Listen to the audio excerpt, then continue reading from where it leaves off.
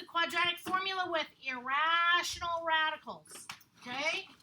Solve each equation with the quadratic formula. So, our quadratic formula is x equals negative b plus or minus the square root of b squared in parentheses, okay?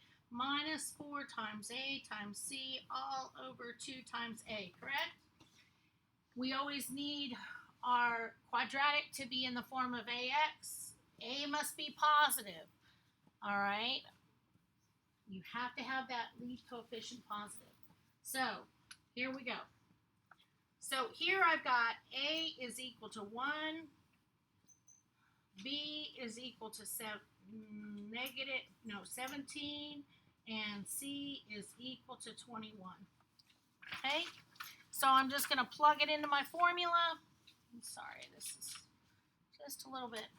All right, x equals negative b, which is 17, okay, plus or minus the square root of 17 squared minus 4 times 1 times 21 all over 2 times 1.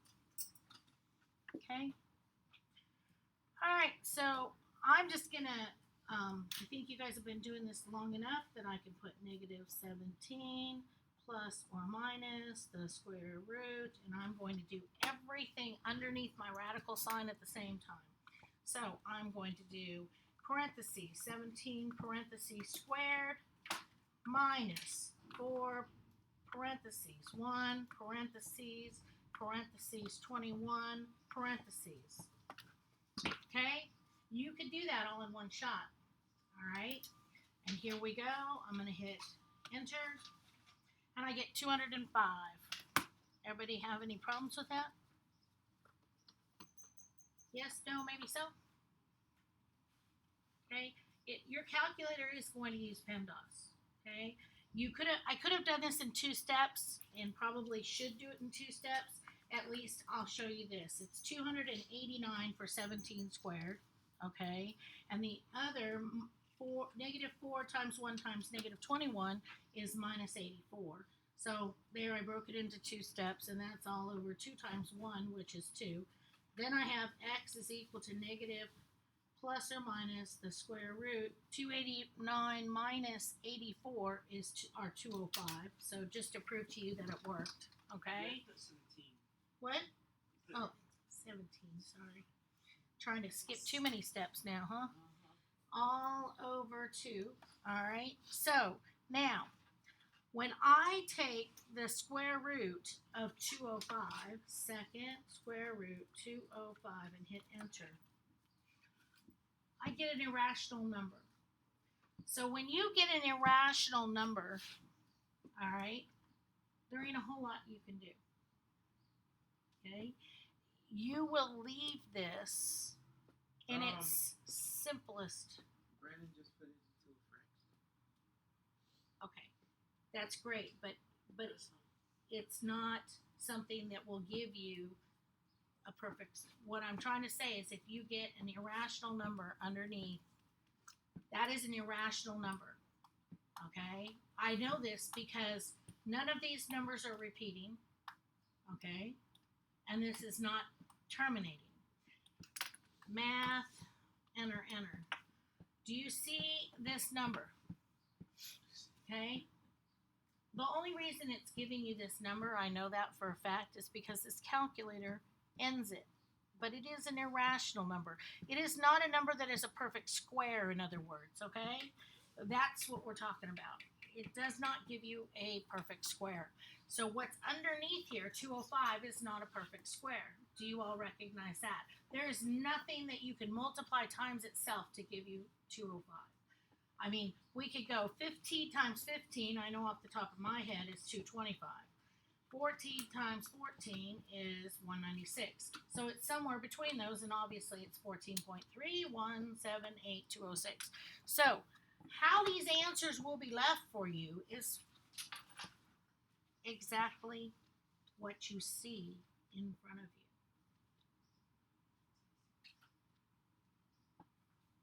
That's not so bad, is it? So I'm going to write over here, notes about, and these are just reminders, quadratics. Okay, 1, always set up equation where a value is positive. So in other words, if they start you out with a negative a, you need to multiply everything by -1 to turn that a into a positive value. Okay? 2, another reminder, always use parentheses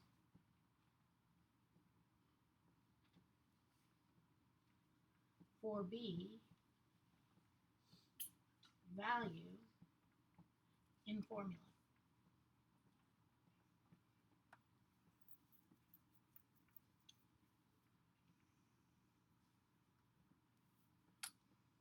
Okay, and you've known that from the time what we've already been doing, but this is just a reminder.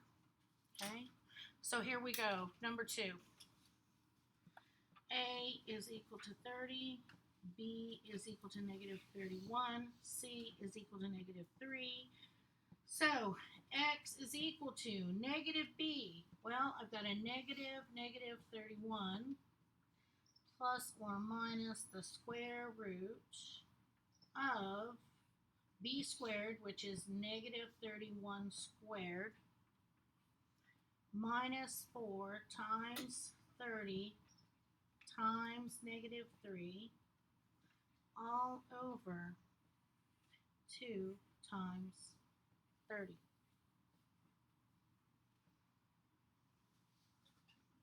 That gives me x is equal to a positive 31 plus or minus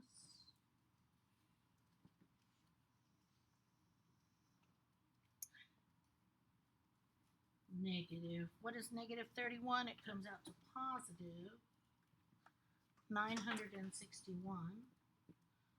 And then I have a negative times a negative, so I know I'm going to end up with a positive. So plus 4 times 30, -4 times 30 times -3 gives me positive 360.